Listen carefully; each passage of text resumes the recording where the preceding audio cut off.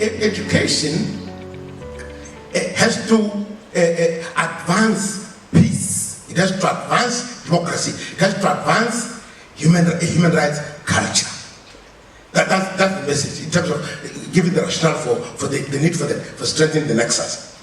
AU member states, therefore, should be encouraged to mainstream all 11 pillars and 3 cross-cutting issues of the AUTJP. I think it's important. That should be the guiding principle. It should be mainstreamed into the educational system, the AUTJP, all the 11 indicative elements, as well as the 3 cross-cutting issues in the policy. Of course, it cannot be a one-size-fits-all. It cannot be applied uniformly across the continent, across all the 55 member states. Context matters. Context is important. So each particular country will give emphasis to those indicative elements that speak to their own context in terms of advancing a culture of peace, a culture of democracy, and a culture of human rights. It is for every state to ensure that the right to education for all is safeguarded. And our most effective weapon for dismantling the walls of violence, of violent conflict, and laying the foundation for peaceful future is education. So I will speak to one of the strategies that we are implementing as a department that is promoting peace education and is also covering other aspects of education. That is the Continental Education Strategy for Africa, which was adopted in 2016. It is a 10-year strategy. We call it CESA 16 to 25. But before I go into that, I would also like to indicate that CESA is in its second last year of implementation, because it is concluding next year in 2025. And to that, we have also launched the review to find out or to see what impact that it brings. So a number of surveys and consultation has taken place for us to see the impact that CESA has brought in member states when it comes to education. For me, the overthrow model from autocracy to democracy, it makes it a bit life easier for practitioners and governments to implement the TJ process. But there's also a subdivision of the state formation, which is again an overthrow model, but this one is democracy retreating. So we are really moving from democracy to autocracy or to authoritarianism. It's a form of an overthrow of state formation, which is in reverse, like what happened in the Sahel region, or what is happening in the Sahel region. So you will realize that this is marked by mental models of power consolidation. It becomes an obsession. It comes through military coups, armed conflict, third-termism, vote manipulation, and so forth and so forth. So the consolidation of power of those that would have taken over from democracy, the informing autocratic institutions and policies marks this type of model. They implement the winner takes all, they implement binary politics, there's no political will to do the TJ process, institutional reform is suppressed, dealing with the past is not prioritized, justice and accountability are compromised, historical narratives are manipulated. And so you will see that this for states that are coming from democracy to autocracy, there is a lot more problems dealing with issues of transitional justice in this model of state formation. Let me also talk about the compromise model of state formation, which is where your government of national unity are put in place, Zimbabwe 2009 to 2013, Kenya 2008 to 2013. Zimbabwe and Kenya are joined at the hip for some strange reason since 1900s. Lesotho has had 3 successive GNUs. South Africa is raffling in one right now. And I don't think it will. Okay, I'll reserve my comments. So the compromise model, where the state has compromised in terms of state formation, a government of national unity happens. What needs to be done by practitioners of TJ, of peace building, is first of all do a power mapping exercise to see who has power in this country. There is nothing like equal partnership. There is nothing in politics, that is. There is nothing like that. So what needs to do is a power mapping exercise to determine who holds the political power.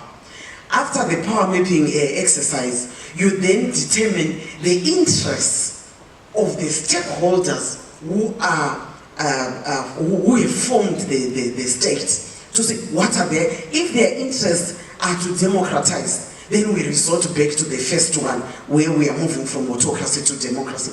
But if their interests are for power retention and conservation, then we have another set of problems coming.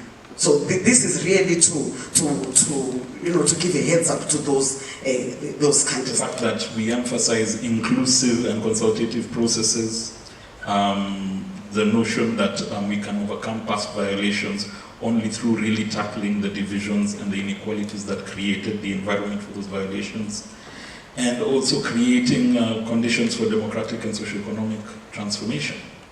And that then these goals are underpinned by the traditional processes we're aware of: truth processes, criminal accountability, reparations, institutional reforms.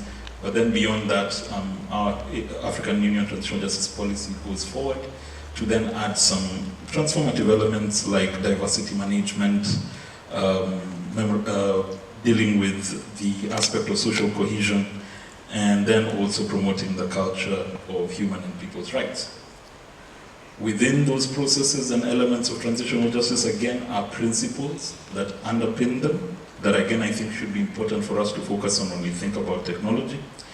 Aspects of African leadership as a foremost principle, the aspect of national and local ownership within the processes we implement as transitional justice processes, the notion of partnerships between state and non-state actors, inclusiveness, equity and non-discrimination, context specificity, and also the potentials of synergy, cooperation, and coherence, amongst others. Why are these things important? Because if we are going to be utilizing technology to further the goals of transitional justice, we have to match them against the realization of the principles I've just mentioned. Why then does technology become a valuable tool with regards to the implementation of transitional justice in our contexts? As I've mentioned, the notion and the prospects it provides for connection, information dissemination, engagement with each other, and particularly in the arenas of public participation in issues of governance, and again, as is highlighted in a lot of frameworks of the African Union, the economic potential of technology.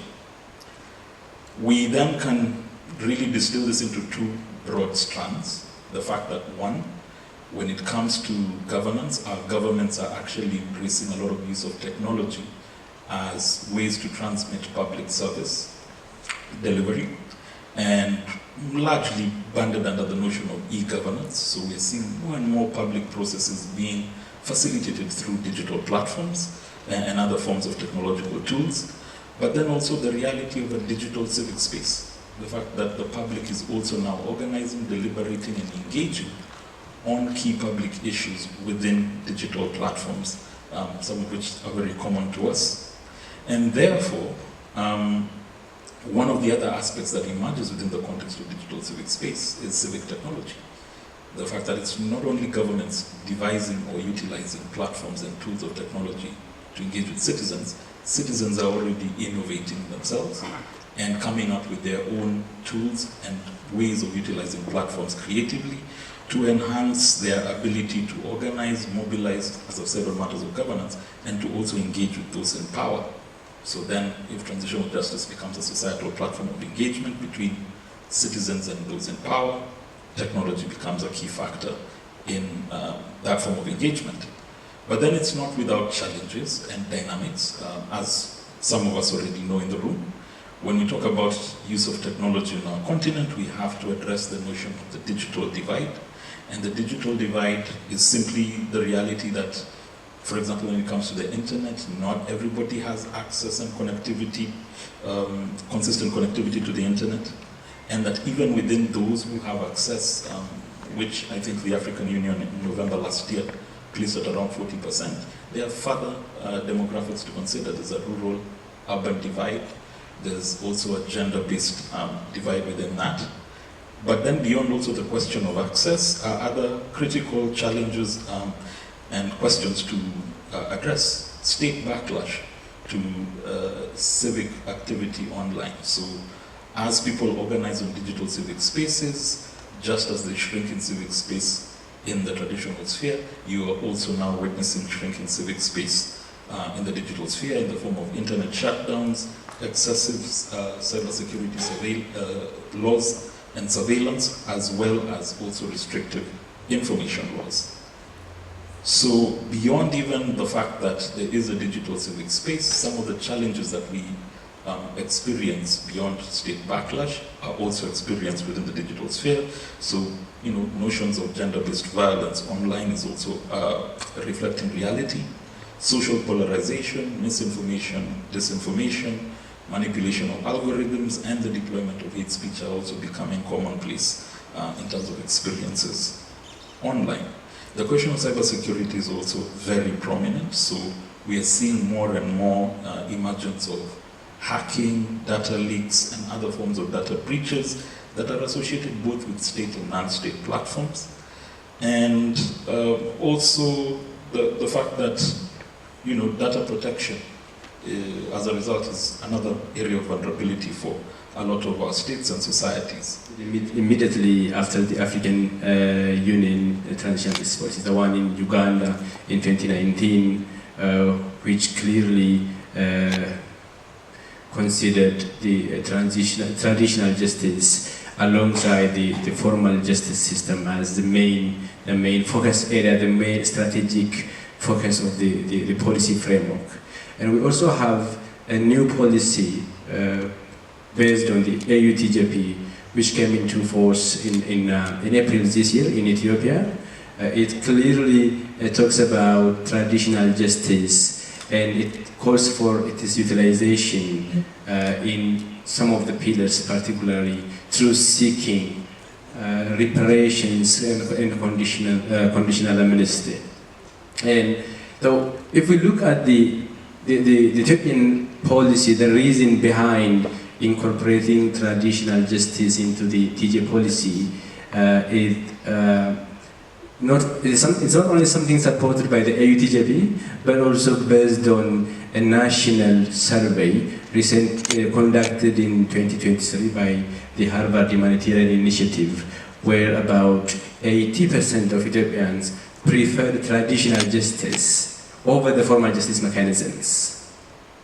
And another study by the Hague Institute for Innovation Law found out that about 3 million cases go to traditional justice in Ethiopia.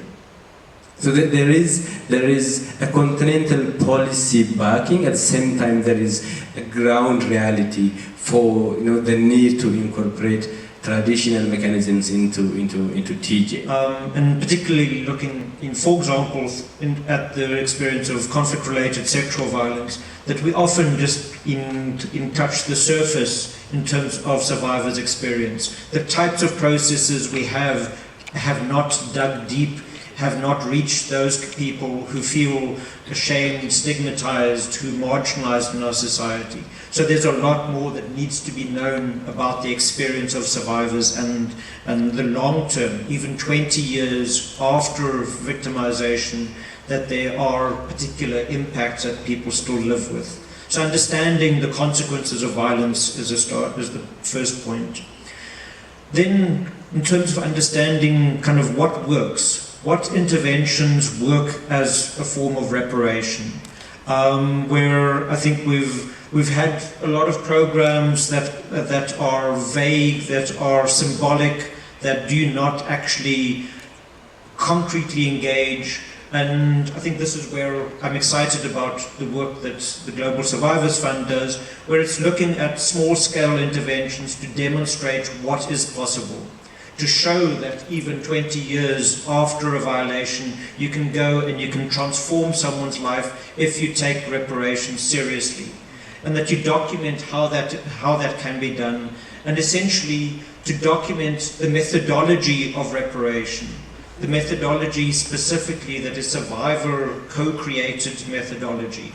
Because I think those processes, we all talk about them, but what do they look like in practice? Can we tell those stories, and can we get survivors to be the voices of what reparations looks like? And then the third element of that technical process is upscaling. How do we turn small demonstration projects into a national government rolled program that is rolled out? That we show that it's feasible to change people's lives, and we understand what it means to upscale it. What kind of laws are needed? What kind of regulations, mechanisms need to be put in place?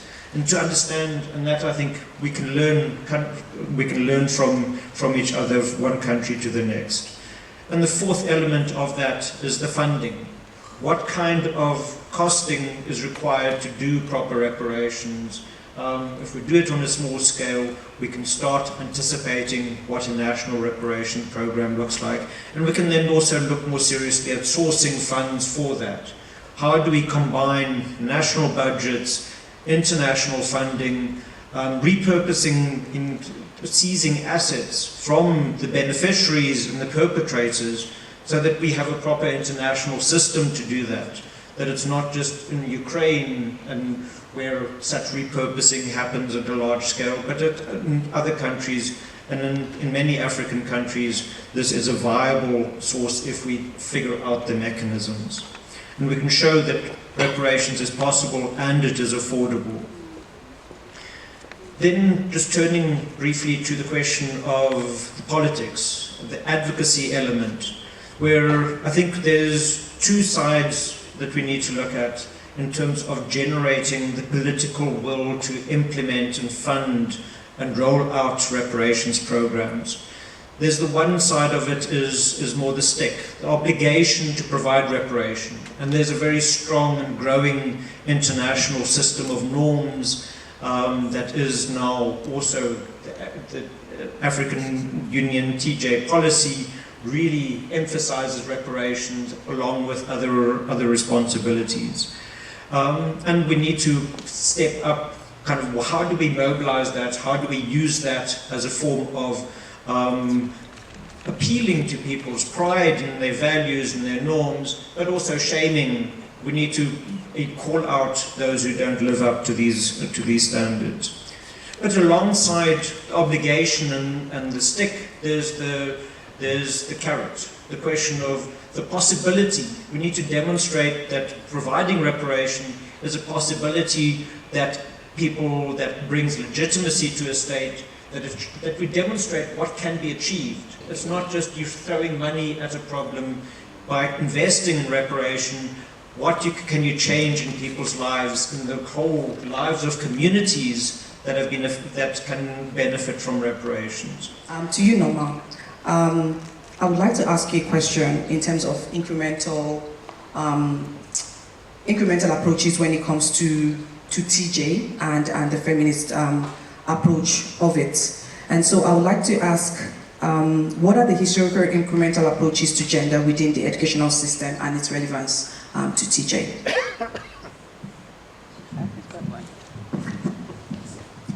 Good afternoon, everyone. Thank you so much for that question, Mary. I mean, we are pressed on time, I'll try. Let me start by declaring that my reading is based on feminist scholarship. I think it's important when we engage on gender. But to appreciate what Prof has just shared now in terms of colonial legacies, I think it's important to keep the question in mind that the colonizers had across Africa, and that is what to teach the native. And so when we begin to think about gender in that sense, or at least what the education reproduced, it sits on 3 axes of inequalities. That is your race, gender and class, and race obviously signposting ethnicities. And so what we see then years later is this cultural production of gender inequalities that are also classed and also signposting ethnicities. But what does transitional justice then afford us? It affords us an opportunity to unlearn and relearn when it comes to education. On one end, education is situated within the economic developments. On the other side, there's also the tension of humanitarian approaches to it that speaks to social cohesion. In terms of the transitional justice processes, there's more prevalent research and data that speaks to institutional reforms. So whether we're talking about the suspension of the curriculum of history in post-conflict as a way of revising it, or whether we're talking about peace clubs in some of the secondary schools, as in the case in Cote d'Ivoire, and so forth. But when it comes to gender, it becomes a different animal altogether. Let's take a step back just in the recent history. If you look at the survey of women and gender, critical gender studies, it starts in the late 1980s, at least if we're looking at sub-Saharan Africa, and the work there, I'm guided by a feminist scholar, Amina Mama, looking at Nigeria, for example, Kenya, and also South Africa to a lesser extent. And part of her findings in her work acknowledges the precarity of gender studies, whether we're talking about them in institutions of higher learning, whether they're situated within research centers, or whether within political studies or IR. So that's part of the challenge when we have to also think about capacities, even as we reform education, curriculum, what capacities do we have in our institutions of higher learning, but also in terms of the capacities of teachers. On the other hand, there's also the question of a human rights-based approach when we're looking at education. And here are some of the contested issues around the right to language and also the right to culture. I think someone earlier on posed the question of how do we then deal with contested histories. There are some recommendations also that emerged from some of the TJ processes that speak to competing histories and alternative approaches to that. The challenge again becomes, I think we should be guided by social justice again, thinking about inequalities. So even pre-conflict, we have gendered inequalities, and even within the education system, for example, not many of African countries have sign language as their official language, and we also don't have enough infrastructure when we're talking about people living with disabilities.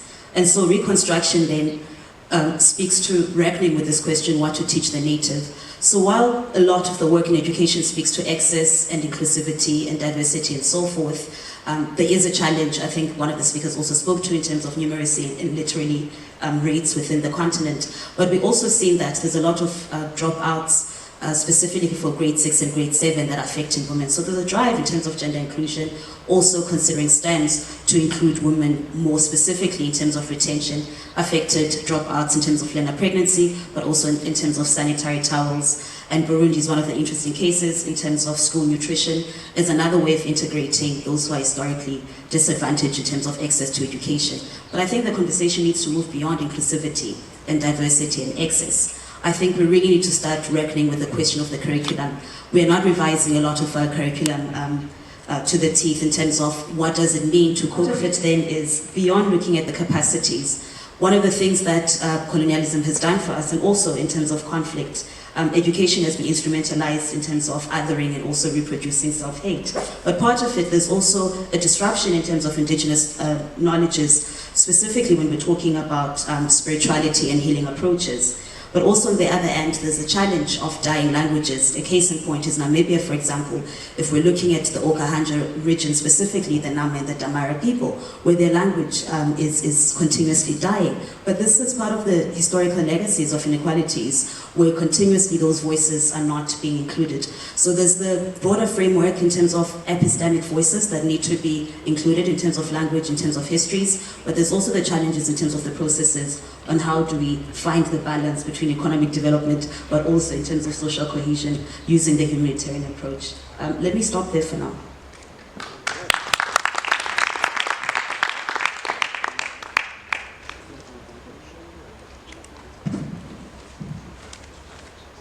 Thank you so much, Noma, for that. That indeed, to break the cycle of historical injustices and legacies of colonialism, is important that we actually adopt transformative and educational approach to ensure that we're able to challenge the societal norms and empower marginalized people, or even breaking through those extinction of languages, for example, or even the inclusion and change of curriculum development to ensure that we're able to highlight all of this in our history and ensuring that it's enshrined in the curriculum that we do at schools. This takes me to my next question for Prof. Paul Kamau. What are the approaches, or should I say interventions, that we can use to ensure that transitional justice is used as a tool to promote inclusivity when it comes to education? Thank you very much, Madam Moderator, for this not very easy question, but I want also to join my colleagues in appreciating the role of education in TJ interventions and program. I thank the organizers also for having me here in this particular panel. One is that it's very timely that the AU theme of the year is on education, because education is an engine for development, social development, and also inclusivity.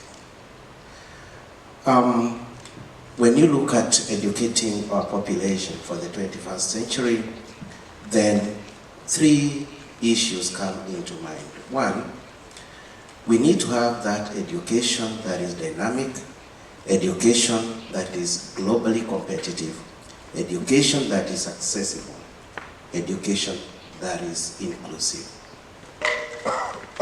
Generally, when you look at Africa and most of our countries represented here, we have not only old curriculum, but curriculum that have not been changing with time. Any change into our curriculum adapted after independence have been driven by external actors more than from within.